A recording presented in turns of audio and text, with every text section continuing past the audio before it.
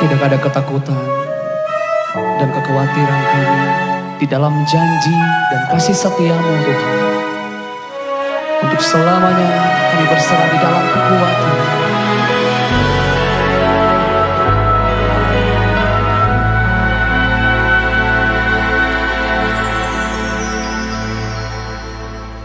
Sungguh besar setiamu, Kau nyatakan bagiku. Kau Bapa yang selalu mengerti isi hatiku. Kemuliaan-Mu Kau janjikan, aku tetap percaya, ku percaya janji-Mu ajaib terukir dalam kehidupanku. Ku berserah di dalam kekuatan-Mu, ku percaya.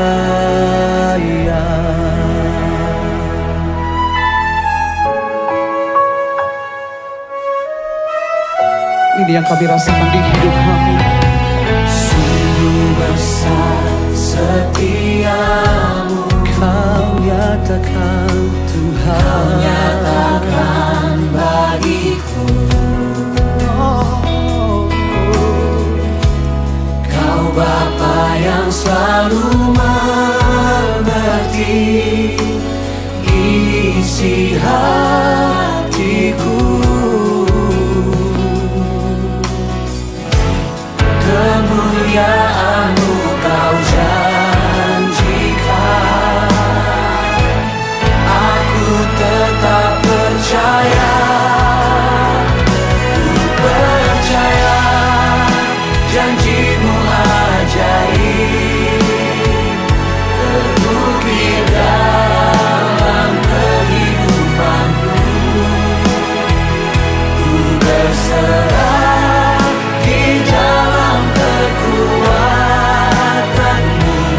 hanya Kau segalanya bagiku. Percaya, percaya janji-Mu ajaib terukir dalam kehidupanku.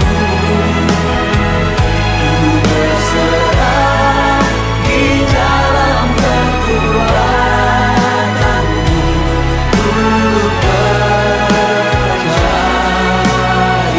Mari kita bangkit berdiri bersama-sama di hadapan Tuhan Allah kemenangan kita. Kita menyatakan Tak akan ku takut, tak akan ku gentar. Kaulah imanku, Kaulah Tuhanku. Tak akan ku ragukan kebaikan-Mu di hidupku.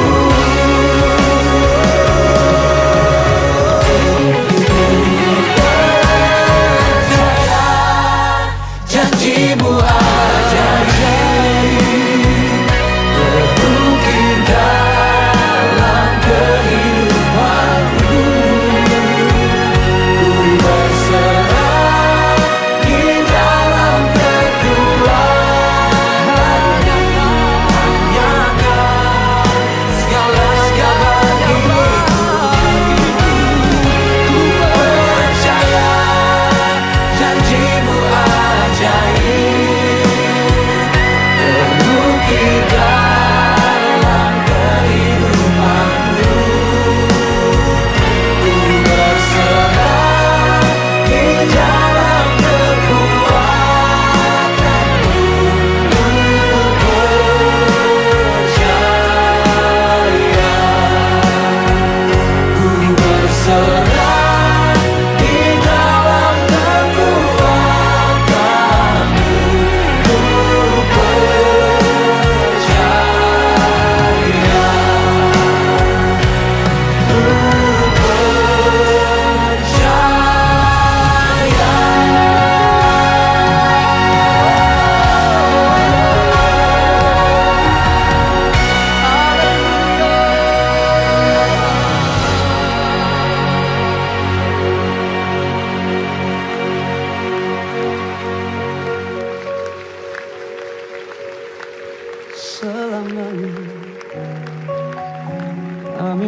percaya Tuhan.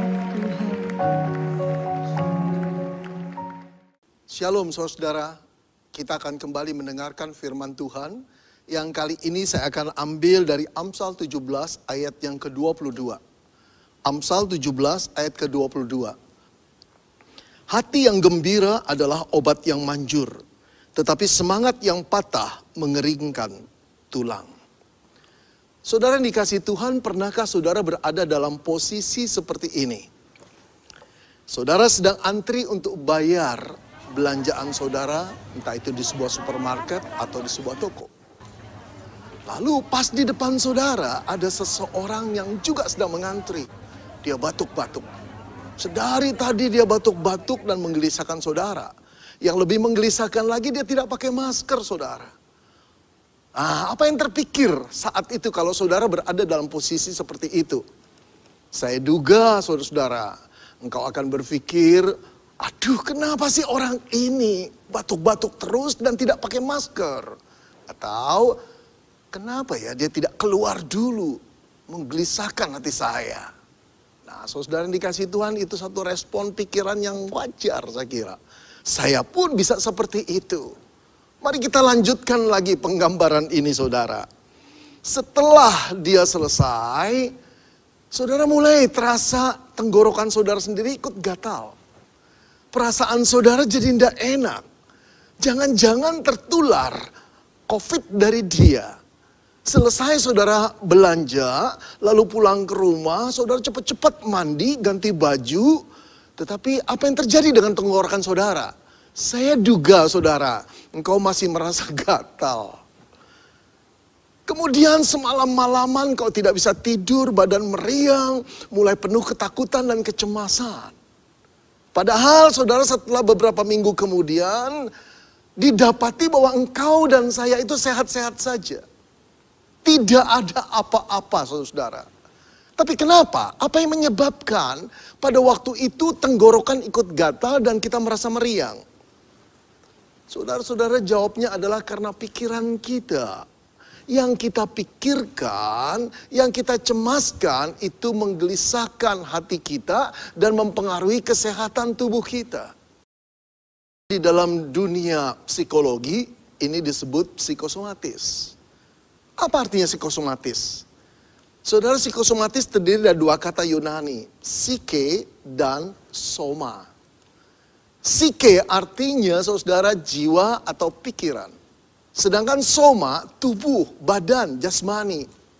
Saudara, para ahli psikologi atau psikiatri menyelidiki bahwa ada kaitan yang erat antara kesehatan tubuh kita dengan apa yang kita pikirkan. Bila jiwa kita cemas, takut, gelisah, itu akan mempengaruhi kesehatan tubuh kita. Kalau jiwa kita tenang, jernih, positif berpikirnya, maka tubuh kita juga akan terpengaruh. Dia akan sehat-sehat saja saudara.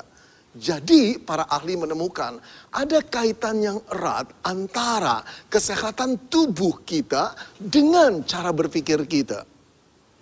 Saudara yang dikasihi Tuhan, akhir-akhir ini banyak sekali orang, barangkali termasuk saudara, juga termasuk saya, yang secara sadar penuh menjaga kesehatan tubuhnya. Berolahraga pagi, berjemur sinar matahari, kemudian menjaga jarak, memakai masker. Kalau setelah keluar rumah ganti baju, kemudian kita mandi. Kita juga makan makanan yang sehat dengan menu yang bergizi, minum minuman suplemen, vitamin. Saudara, semua itu diusahakan untuk membuat tubuh kita sehat. Agar kita tidak terpapar oleh virus corona. Bagus saudara, bagus. Saya juga melakukan hal itu. Tetapi saya ingin katakan saudara, semua itu tidak akan punya manfaat apa-apa bila satu hal ini kita lupakan. Apa itu? Menjaga kesehatan pikiran kita saudara. Ini penting sekali karena mempengaruhi tubuh kita.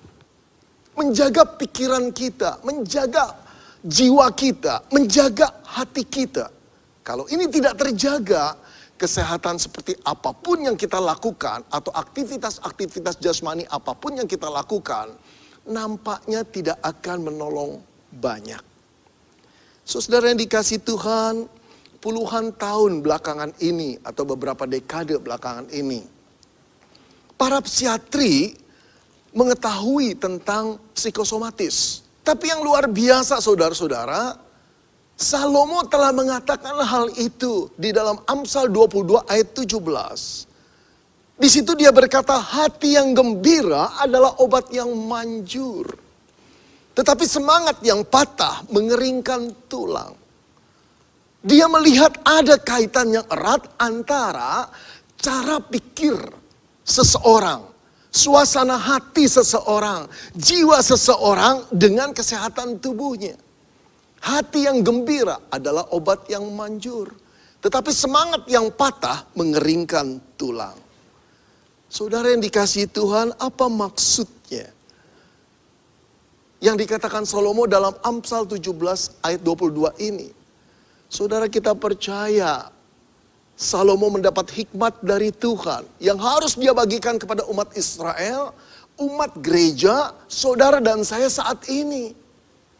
Inti beritanya adalah berhikmatlah untuk menjaga kesehatan kita. Tetapi bukan cuma sekedar menjaga fisik kita, jasmani kita. Tetapi melupakan apa yang kita pikirkan. Bagaimana suasana hati kita. Jadi dia mau mengatakan kalau kita ingin hidup sehat, pelihara juga pikiran kita, jiwa kita, hati kita. Saudara, mari kita dalami firman ini. Saya ingin membahasnya dari kalimat yang kedua dulu, saudara. Semangat yang patah mengeringkan tulang, kata Salomo. Semangat yang patah mengeringkan tulang. Saudara, bagaimana kesan saudara ketika saudara mendengar seseorang berkata, orang itu telah patah semangatnya. Gambaran apa yang saudara punyai tentang orang itu? Pasti saudara sama dengan saya. Gambarannya adalah seseorang yang lesu, seseorang yang tampak tidak punya masa depan, tidak bergairah untuk bekerja, seseorang yang stres. Saudara, saya kira gambaran itu juga ada pada diri Salomo. Semangat yang patah dengan kata lain adalah jiwa yang telah hancur atau jiwa yang patah. Tidak memiliki lagi kekuatan, tidak ada keberanian untuk menghadapi tantangan hari esok. Orang yang patah semangatnya selalu melihat segala sesuatu dari sudut yang suram, saudara. Segala sesuatu dilihat dari resikonya. Segala sesuatu dilihat dari bahayanya. Sehingga dia tidak berani untuk melangkah. Tidak ada kepercayaan diri. Terlebih lagi kepercayaan bahwa Tuhan menjaga hidupnya. Saudara, orang yang semangatnya patah, hidupnya cuma selalu mengeluh. Seolah-olah dia yang paling malang barangkali saudara. Saudara, Salomo memahami ini. Bila seseorang yang jiwanya telah patah, tidak mungkin lagi dia bisa bangun seperti sedia kala. Kecuali dia membuat hatinya gembira lebih dahulu. Saudara yang dikasihi Tuhan, dikatakan semangat yang patah itu mengeringkan tulang. Orang yang tulangnya berlemak itu penggambaran kiasan orang yang sehat. Tapi orang yang kering tulangnya itu berpenyakitan. Karena semangatnya hilang, tubuhnya rusak, saudara. Kesehatannya menurun. Nah, saudara, inilah yang harus kita hindari. Jangan sampai di dalam keadaan seperti ini. Beberapa bulan kita tertekan bukan dalam keadaan-keadaan perekonomian, sosial seperti ini. Kita bingung, kita malas, kita letih, kita lesu, kita jenuh. Semua orang ngalami, saudara. Tapi bagaimana mungkin kita menolak keadaan seperti ini? Tidak mungkin, bukan? Kita harus belajar menerimanya. Tapi bukan menerima dengan semangat yang patah. Tidak. Kita harus keluar dari perasaan semangat yang hancur itu. Tetap bersemangat. Saudara, mari kita perhatikan kembali. Saya ingin menganalisis kenapa sih seseorang bisa semangatnya patah di dalam hidup yang penuh tantangan seperti belakangan ini. Saya analisis, saudara. Yang pertama, karena orang itu, saudara, terlalu fokus pada kesulitan. Sedari dari bangun pagi sampai tidur malam, yang dipikirkan cuma masalahnya sendiri. Terpaku pada masalah. Merasa kuat tekanan masalah. Kalau kita terus-menerus terpaku pada masalah, akhirnya pikiran kita juga tidak bisa lari dari masalah itu. Jiwa kita mengalami kegelisahan. Tidak mengalami damai sejahtera lagi. Akhirnya tubuh kita juga terpengaruh dan ikut sakit-sakitan. Yang kedua, saudara, bagaimana mungkin orang bisa patah semangat? Karena dia membiarkan dirinya larut dalam masalah. Saudara, masalah hidup itu realitas, bukan? Tapi bagaimana sikap kita menghadapi masalah itu pilihan. Tidak ada orang yang gak punya masalah, saudara. Apalagi di dalam keadaan COVID-19, semua sama. Tidak bisa bergerak, tidak bisa bekerja dengan bebas seperti dulu. Tidak punya income yang besar seperti dahulu. Tidak, semua ada masalah. Juga masalah relasi dengan manusia. Juga malah relasi di dalam keluarga, ada masalah. Tapi jangan biarkan diri kita larut dengan masalah. Jangan, saudara. Kita harus keluar dari masalah itu. Kalau tidak, masalah itu mematahkan semangat kita. Kalau semangat kita sudah patah, saudara, akhirnya bukan merugikan kesehatan kita saja. Juga kita akan memberi dampak negatif pada orang-orang yang terdekat dengan kita. Pada lingkungan kita. Enggak, kita tidak mau tenggelam di dalam masalah. Kita harus keluar agar kita sehat dan memberi kontribusi yang positif pada lingkungan kita yang juga sedang menghadapi masalah. Saudara, yang ketiga, kenapa sih saudara masalah-masalah itu bisa membuat kita patah semangat? Karena kita terlalu mengasihi diri sendiri. Orang yang terlalu mengasihi diri sendiri seolah-olah masalahnya yang paling berat. Saudara, seorang ibu memberikan pesan kepada saya. Dia berkata, penghasilanku hancur, Pak Beni. Sudah berbulan-bulan tidak ada order. Anak-anakku tidak mau tahu. Aku hidup betul-betul stres. Kapan Tuhan mengakhiri hal ini? Keadaan seperti ini, kapan Pak Beni? Aduh, saudara, saya bisa memaklumi sulitnya kehidupan ibu itu. Tapi bukan berarti, saudara, dia yang paling malang. Ada banyak orang, saudara, yang keadaan jauh lebih sulit daripada ibu itu. Yang punya rumah yang begitu masih besar, yang punya harta yang masih banyak. Saudara-saudara, ketika kita mengasihi diri sendiri, hancurlah, patahlah semangat kita. Gak punya keberanian untuk boleh menghadapi kehidupan ini. Saudara-saudara, jangan mengasihi diri sendiri. Semua orang tetap sama-sama sulitnya. Tapi anak-anak Tuhan seharusnya berani menghadapi masalah. Tidak membiarkan dirinya patah semangat. Kenapa? Karena ada Tuhan, bukan?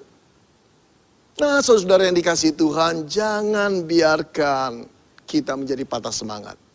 Yang akan menghancurkan lambat laun kesehatan kita. Saudara, seorang anak muda datang pada saya dan berkata, Pak Beni, boleh saya konsultasi?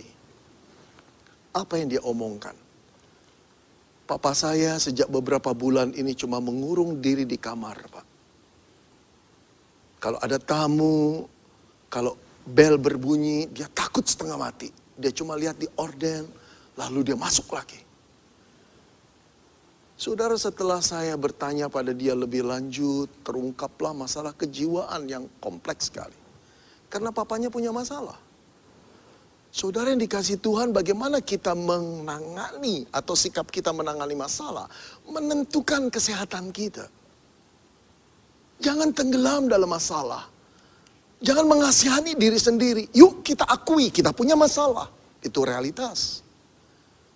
Tapi kita tidak boleh membiarkan diri kita tenggelam dalam masalah, terfokus pada masalah, dan dia membuat kita menjadi orang-orang yang patah semangat. Tidak. Kalau begitu saudara, bagaimana kita bisa memulihkan jiwa kita? Sehingga jiwa kita tidak tenggelam di dalam larutnya masalah itu. Tidak patah semangat. Saudara, kita kembali ke kalimat pertama di Amsal Salomo. Dia berkata, hati yang gembira adalah obat. Obatnya apa? Hati yang gembira. Tidak ada lain saudara. Obatnya apa? Hati yang gembira. Tapi apa maksudnya hati yang gembira? Saudara, ketika Salomo menulis hati yang gembira, kata gembira dalam bahasa Ibrani yang dipakai adalah semea. Semea punya arti gembira. Tapi bukan cuma satu-satunya gembira. Gembira, senang, menikmati, bahagia. Nah, sekarang saudara bisa merasakan keadaan hati seperti apa yang Salomo ingin gambarkan. Satu keadaan hati di mana orangnya itu gembira, cheerful. Orang itu senang, orang itu menikmati, enjoy, orang itu juga bahagia. Happy. Inilah yang Salomo maksudkan. Bila keadaan hati, jiwa kita, pikiran kita seperti itu, maka yakinlah tubuh ini pun akan terpengaruh. Jauh dari penyakit, jauh daripada ketakutan-ketakutan yang lain yang membuat tubuh itu jadi tegang, debaran jantung bekerja dengan lebih cepat, aliran darah juga terpengaruh, akhirnya kita sesak napas. Saudara-saudara, Salomo menulisnya dengan tensis kausatif. Ada banyak tensis dalam bahasa Ibrani, salah satunya adalah kausatif. Kausatif artinya, saudara, perbuatan yang satu mempengaruhi yang lain. Dengan kata lain dia berkata, kalau hatimu gembira, ini hati akan mempengaruhi yang lain. Apa itu? Kesehatan tubuh. Keren saudara, 3.000 tahun yang lalu Salomo sudah mendapati ini. Jelas ini hikmat dari Tuhan. Yang ingin memberitahu saudara dan saya, umat Allah di seluruh dunia dan sepanjang abad. Perhatikan, peliharalah cara pikirmu. Peliharalah jiwamu, peliharalah mood hatimu itu untuk tetap positif, gembira, senang, enjoy, dan happy. Ini kuncinya saudara. Saudara, kalau kita baca di internet, artikel-artikel membuat tubuh jadi sehat, ada berbagai cara yang dianjurkan. Ada juga orang berkata latihan relaksasi, meditasi, membuat jiwa tenang, lalu pikiran tenang, kemudian hati jadi tenang. Ada lagi yang namanya teknik distraksi saudara, pengalihan. Sudah jangan fokus pada masalah, alihkan pada sesuatu pikiran kita. Maka itu akan terlupakan. Dan hati kita tidak tertekan. Ada lagi hipnoterapi saudara. Jenis terapi yang menggunakan teknik hipnotis saudara. Dengan teknik ini alam bawah sadarnya diangkat. Untuk memikirkan hal lain supaya ketenangan ada. Ada lagi psikoterapi, fisioterapi, macam-macam terapi saudara. Ini jalan keluar yang manusia pikirkan. Ada baiknya. Nah, satu lagi yang saya mau cerita, terapi tertawa saudara. Barangkali ada beberapa di antara kita yang belum tahu terapi tertawa itu apa sih Pak? Ketika saya search di YouTube saudara, saya sendiri jadi tertawa-tawa lihat orang tertawa. Prinsipnya adalah tertawa itu baik, tertawa itu sehat. Di tengah-tengah masalah manusia banyak melupakan soal tertawa. Ketika kita tertawa, kebaikan pertama mengurangi stres saudara. Yang kedua meningkatkan sirkulasi darah. Yang ketiga meningkatkan kekebalan tubuh. Yang keempat menyebabkan paru-paru bekerja lebih optimal. Yang keenam meningkatkan memori sehingga badan jadi sehat. Maka itu tertawalah terus saudara. Saya putarkan videonya ya, kita lihat. Oke.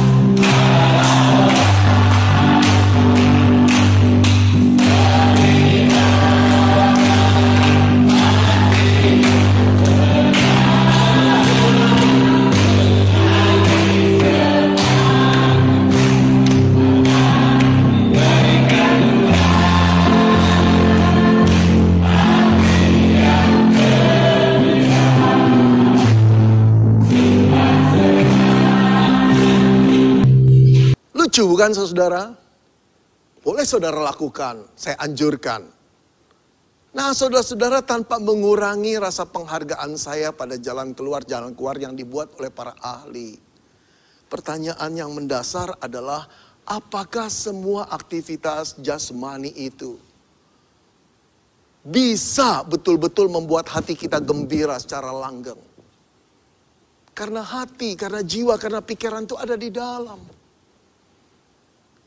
Bersifat penghiburan sementara, oke, saya percaya. Tapi apakah betul jiwa itu bisa dibuat tenang? Pikiran kita bisa dibuat teduh hanya dengan aktivitas-aktivitas seperti itu? Pasti ada kaitannya. Tapi pertanyaan saya, apakah bersifat langgeng? Saudara-saudara yang dikasihi Tuhan, kalau kita ingin meneduhkan jiwa kita, membuat gembira hati kita, anjuran siapa yang harus kita perhatikan? Sang pencipta kita. Sang pencipta kita yang telah berfirman kepada Salomo.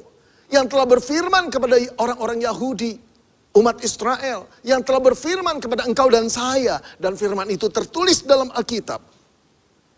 Saudara-saudara, saya ingin membacakan apa yang Tuhan Yesus katakan kepada para muridnya.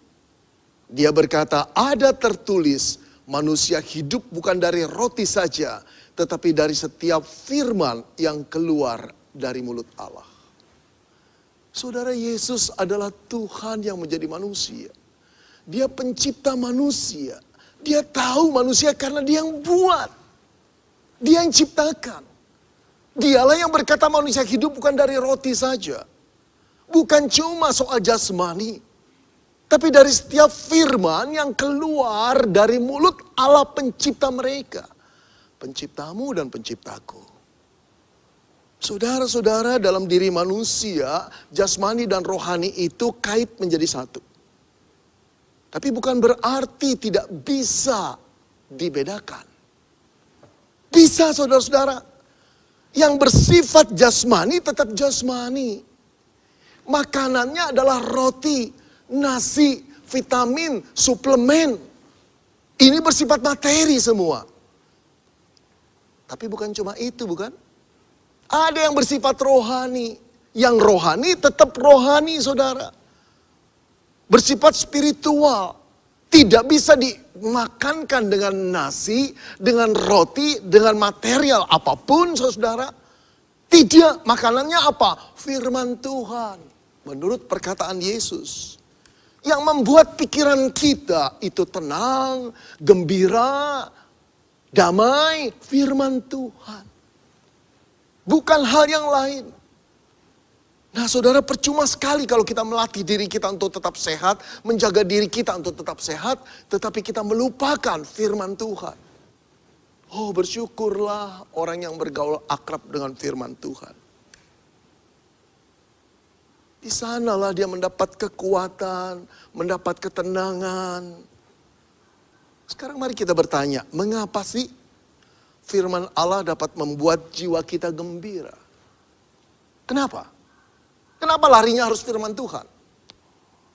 Saudara-saudara, karena firman itu sendiri adalah sumber kegembiraan, sumber kebahagiaan.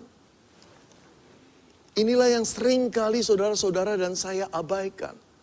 Orang Kristen abaikan. Mencari kegembiraan, kepuasan batin, kebahagiaan di tempat-tempat lain. Berburu karier, berburu studi, berburu uang. Berburu pencapaian untuk dihormati orang. Dan merasa itulah puncak kegembiraan, puncak kebahagiaan. Beberapa di antara kita telah mencapai itu dengan baik, bukan? Tapi boleh saya bertanya, dalam keadaan COVID seperti ini, apakah itu menjadi sumber kebahagiaan? Ada banyak orang-orang kaya yang penuh dengan ketakutan. Ada banyak orang pintar yang hatinya gelisah sekarang ini. Karena hidupnya sangat beresiko. Dia tidak tahu besok akan masih ada atau setelah meninggal dunia. Tertular COVID atau dia tetap sehat. Tidak ada. Tidak ada kebahagiaan di dalamnya. Jadi apa yang membuat kita berani, teguh, gembira? Firman Tuhan. Kenapa? Karena firman itu sendiri sumber dari kegembiraan dan kebahagiaan. Pemazmur 1 ayat kedua berkata, berbahagialah orang yang kesukaannya Taurat Tuhan. Yang merenungkan Taurat itu siang dan malam. Berbahagialah orang yang kesukaannya ialah Taurat Tuhan. Saudara, umat Allah pada zaman PL, ketika mengatakan Taurat Tuhan, yang pertama mengacu pada 10 hukum Tuhan. Yang kedua bisa jadi keseluruhan kita PL. Ketika orang mendengarkan, memperhatikan, mengikuti hidupnya menurut langkah-langkah Taurat itu, pemazmur mengatakan berbahagialah kamu. Karena hidupnya diatur oleh Tuhan dan taat pada perintah Tuhan. Dekat dengan Tuhan. Apalagi merenungkannya siang dan malam. Saudara yang dikasihi Tuhan, sekarang firman itu telah menjadi Alkitab. Alkitab yang tertulis, yang terdiri daripada 66 kitab, yang isinya ada ribuan kisah di dalamnya. Tapi tahukah saudara, ribuan kisah yang dilukiskan oleh Alkitab, yang terdiri dari 66 kitab itu, merupakan satu jalinan cerita besar yang Allah ingin sampaikan kepada engkau dan saya. Dan cerita besar ini mengandung sukacita yang begitu besarnya. Apa itu saudara? Tentang penyelamatan manusia yang jatuh dalam dosa oleh Kristus Yesus yang telah menjadi manusia. Yang akhirnya mati di kayu salib. Jadi Alkitab itu sendiri adalah berita sukacita yang besar. Itu sebabnya dikatakan kabar baik, saudara. Apa baiknya, saudara? Saudara ingatkah saudara ketika malaikat datang pada para gembala di malam Natal yang pertama, lalu malaikat itu berkata begini, jangan takut. Jangan takut. Sebab sesungguhnya aku memberitakan kepadamu kesukaan besar untuk seluruh bangsa. Hari ini telah lahir bagimu juru selamat, yaitu Kristus Tuhan di kota Daud. Saudara perhatikan, jangan takut sebab aku memberitakan kepadamu kesukaan besar. Satu berita sukacita. Apa berita yang besar itu? Yesus datang ke dalam dunia. Saudara, itulah berita gembira bagi engkau dan saya, bagi seluruh manusia. Sukacita yang besar itu terletak pada Kristus. Siapa yang mengatakannya? Firman Allah. Bagaimana mungkin Yesus menjadi kesukaan besar? Karena dia datang untuk menyelamatkan engkau dan saya. Dari cengkraman dosa, dari tanggung jawab kita. Untuk berdiri di hadapan tahta pengadilan Tuhan, mempertanggungjawabkan apa yang telah kita perbuat di hadapan Tuhan setelah kehidupan ini selesai. Saudara, ketakutan yang paling besar dari manusia, juga ketakutanmu dan ketakutanku adalah ketika kematian itu datang. Kita berdiri di hadapan tahta pengadilan Tuhan. Dan Tuhan menuntut pertanggungan jawab terhadap setiap dosa yang telah kita lakukan. Siapa yang berani berdiri tegak di hadapan Tuhan dan yakin bahwa kita akan diterima oleh Tuhan? Di dalam hati nurani kita, kita sadar kita ini orang yang kotor. Kita ini orang yang berdosa. Gak cukup kebaikan kita untuk boleh diterima Tuhan dibanding dengan dosa-dosa kita. Saudara, berapa banyak satu hari kita melakukan kebaikan? Apalagi di dalam keadaan social distancing. Apalagi dalam keadaan saudara COVID seperti ini. Aktivitas kita sangat terbatas. Pertemuan kita dengan orang-orang yang susah, yang perlu dibantu sangat terbatas. Tapi dosa yang kita lakukan tidak terbatas. Tetap aktif seperti lahar gunung yang aktif. Begitu banyaknya. Saudara, beranikah kita mengatakan, saya siap bertemu dengan Tuhan. Saya siap untuk diadili oleh Tuhan. Engkau dan saya gentar. Tapi tahukah engkau berita sukacita yang besar? Telah dibawa malaikat pada malam Natal yang pertama. Aku memberitakan kepada kamu kesukaan yang besar. Apa kesukaan besar itu? Telah lahir bagimu juru selamat dunia. Kristus, dia datang untuk menyelamatkan engkau dan saya. Saudara-saudara, berita ini jauh lebih besar, jauh lebih hebat, jauh lebih agung daripada berita apapun yang menguntungkan engkau dan saya. Ancaman terbesar setelah kehidupan selesai. Ancaman terbesar untuk mendapat hukuman Allah yang mengerikan telah dihapus oleh Yesus. Bagaimana caranya? Dia pergi ke kayu salib, mati di sana, menanggung hukuman dosamu dan dosaku. Agar kita yang percaya pada Yesus diselamatkan. Saudara, berbahagialah orang yang percaya pada Yesus. Sumber kegembiraan, sumber kebahagiaan yang tertinggi itu sudah ada di dalam hatinya. Nah, bagi saudara yang belum sungguh-sungguh bertobat, memohon pengampunan Yesus, menerima dia sebagai juru selamat, ini saatnya. Saudara, mungkin saja COVID ini berlama-lama dibiarkan Tuhan. Karena Tuhan menunggu banyak orang di dunia ini untuk datang di kaki Yesus. Menyerahkan segala dosa dan kekotorannya. Untuk memohon pengampunan Tuhan agar dia bisa memberikan rahmat, anugerah yang besar. Keselamatan di dalam Yesus sebelum kematian itu datang.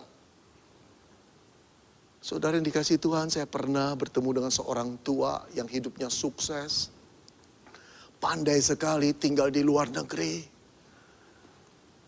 Ketika bertemu dengan saya dalam keadaan sudah hampir koma, saudara. Saat itu dia sadar, dia berkata, Pak Benny, apa yang saya harus lakukan kalau saya ketemu Tuhan?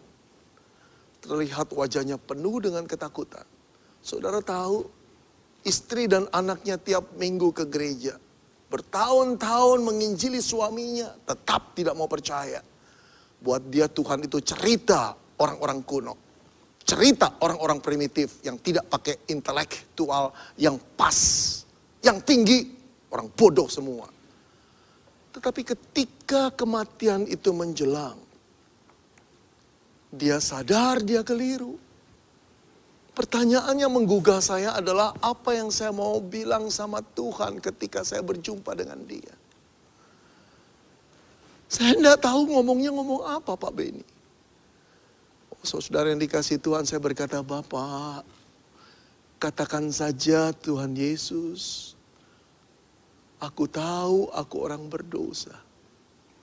Selama ini aku sombong. Selama ini aku menolak engkau dan bilang bahwa engkau adalah cuma hayalan orang-orang yang bodoh. Lalu apakah dia nanti mau mengampuni saya, Pak Benny? Bapak, Tuhan Yesus sayang pada orang berdosa yang merasa dirinya berdosa. Mohonlah pengampunannya. Apakah benar dia betul-betul mau mengampuni saya, Pak Benny? Benar. Kalau Bapak diberi hidup selama ini, sebetulnya Bapak sedang ditunggunya. Mau Bapak berdoa dengan saya? Dia menangis. Dia berdoa dengan sesungguhkan. Air matanya jatuh, suaranya terisak-isak. Tapi hari itu saya mendengar seorang tua yang sombong, yang kaya, yang pandai berkata, ampuni saya Tuhan. 3 hari kemudian saya pulang ke Indonesia, berita datang bahwa bapak itu telah meninggal dunia. Istrinya berkata, begitu tenangnya suami saya pulang. Meninggal. Saya melihat wajah yang betul-betul gembira. Oh saudara, inilah kegembiraan yang sejati. Kebahagiaan yang sejati. Saudara-saudara yang dikasihi Tuhan, tidak ada orang yang bisa menghindari suasana COVID. Ada banyak manusia ketakutan, barangkali termasuk engkau dan saya. Tapi tahukah kita, ketika kita di dalam Kristus, kegembiraan itu telah menyeluruh di dalam diri kita, telah kita miliki. Sehingga kematian itu tidak lagi menakutkan. Saudara-saudara, percayalah pada Yesus. Itu yang membuat pikiran kita tenang, jiwa kita tenang. Saudara, kita boleh tidak beruntung di dalam mencari harta kekayaan. Tidak seberuntung orang-orang yang kaya luar biasa. Tetapi beruntunglah engkau dan saya ketika engkau dan saya memiliki Kristus. Jaminan keselamatan itu telah kita terima. Hukuman yang harus kita terima itu telah dibebaskan oleh Tuhan. Karena ditimpakan oleh Kristus. Saudara, dalam keadaan COVID kita boleh punya banyak masalah. Seperti banyak orang pula. Tetapi dalam menghadapi keadaan hidup kita berbeda. Kenapa saudara? Karena kita tidak takut dan gentar. Kita tetap bisa bernyanyi. Kita tetap bisa gembira. Kenapa? Karena kita milik Kristus. Tubuh ini boleh mengalami kesakitan. Tubuh ini boleh terpapar COVID. Tubuh ini boleh rusak. Tubuh ini boleh menua. Tetapi ketika jiwa kita terisi Kristus, kita tahu sumber penghiburan yang sejati tidak akan hilang. Itu sebabnya Daud berkata, sekalipun aku berjalan dalam lembah kekelaman, aku tidak takut bahaya. Kenapa? Ada Tuhan gembalanya di sebelahnya. Kenapa? Ada Tuhan yang mencintai, yang tidak akan pernah meninggalkan dia. Oh saudara-saudara, engkau dan saya dijamin dengan jaminan keselamatan oleh Tuhan. Tidak akan ditinggalkan sampai kematian pun datang. Ini merupakan satu kekuatan yang luar biasa di dalam iman Kristen. Jangan lupa saudara, jangan fokus hanya pada persoalan. Jangan merasa engkau paling malang. Tidak, kita ini orang-orang yang beruntung. Kita ini orang-orang yang mendapat anugerah Tuhan. Kita ini orang-orang yang mendapat sayang Tuhan yang luar biasa. Walaupun kita tidak layak. Kita ini orang-orang yang dilayakkan Tuhan karena kematian putranya. Saudara-saudara, kurangkah kita gembira? Karena itu Paulus berkata, bersukacitalah senantiasa di dalam Tuhan. Sekali lagi kukatakan bersukacitalah. Bersukacitalah di dalam Tuhan and Kristus. Artinya apa? Hanya di dalam Tuhanlah kita bisa bersukacita. Karena Tuhan sudah di dalamku, aku bersukacita. Karena aku di dalam Tuhan, kita bersukacita. Di dalam Tuhan senantiasa, artinya selalu. Bukan cuma saat kita sehat. Tidak sehat pun kita bisa bersukacita. Bukan cuma saat penghasilan kita mengalir dengan baik. Saat tersendat pun kita bisa bersukacita. Kenapa? Karena kita ada di dalam Tuhan. Saudara-saudara, Tuhan yang ada di dalam kita itu adalah Tuhan pencipta alam semesta. Juru selamat yang mengasihimu dan mengasihiku. Jangan biarkan kau menjadi orang yang patah semangat. Malu sama Tuhan. Kenapa malu? Karena dia telah menebusmu dan menebusku. Kita harus menjadi orang yang optimis. Di mana? Di dalam Tuhan. Mari kita bangkitkan hati kita. Kita pompa kembali kegembiraan kita. Bukan pompa secara psikologis, tetapi secara teologis. Kenapa? Karena kita adalah manusia yang telah ditebus oleh darah Kristus. Di dalam Tuhan and Kristus.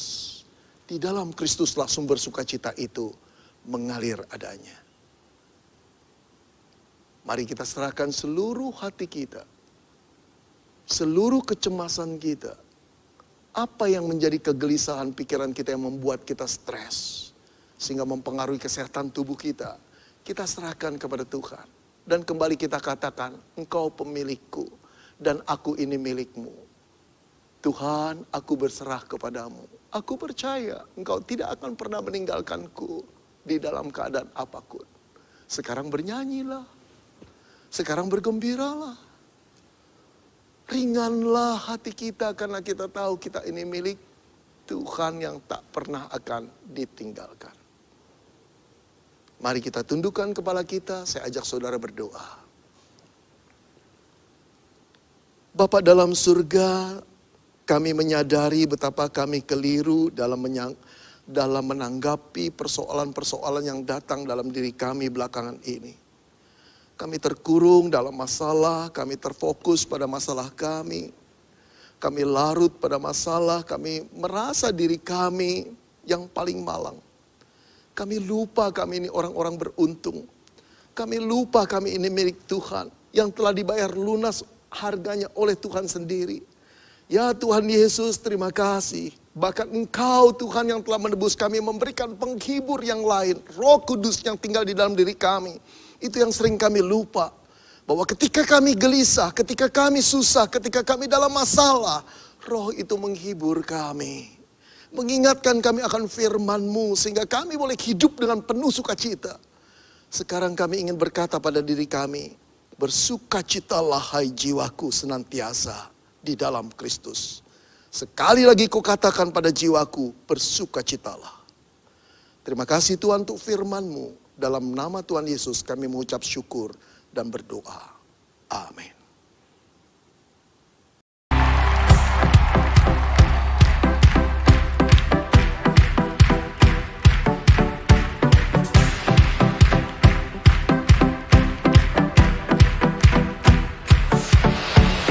Tiada taranya, tiada bandingannya, kebaikan-Mu Bapa di hidupku. Amin. Mengubah segalanya, kasih yang ku terima tak tergantikan. Tak tergantikan.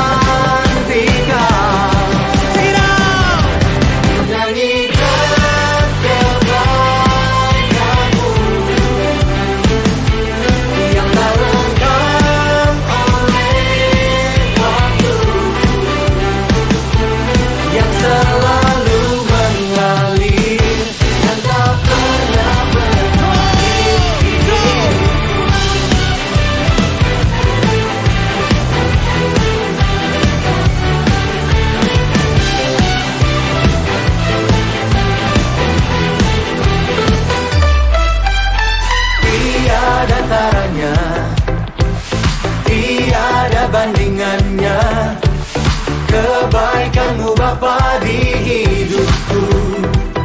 Oh, mengubah segalanya, kasih yang ku terima tak tergantikan. Tak tergantikan.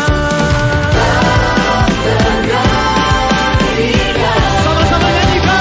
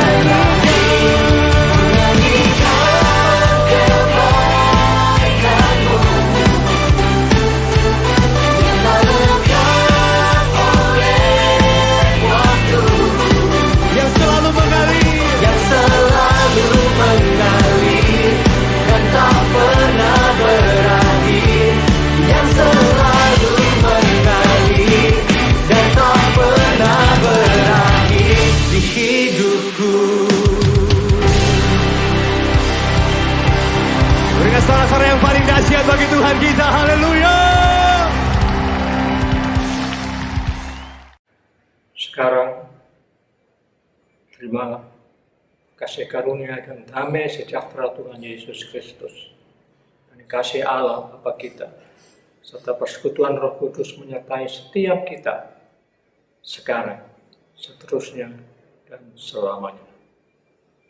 Amin. Saudara telah mengikuti ibadah online GBI Alpha Omega. Saudara yang diberkati melalui tayangan ibadah online diberi kesempatan untuk memberi persembahan. Bagi jemaat yang rindu menabur pekerjaan Tuhan di GBI Alpha Omega, dapat memberikan persembahan dan persepuluhan secara online melalui rekening BCA 014-323-7777 atas nama PT Graha Alpha Omega. Sertakan keterangan untuk persembahan atau perpuluhan. Mari memberi dengan penuh sukacita dan ucapan syukur.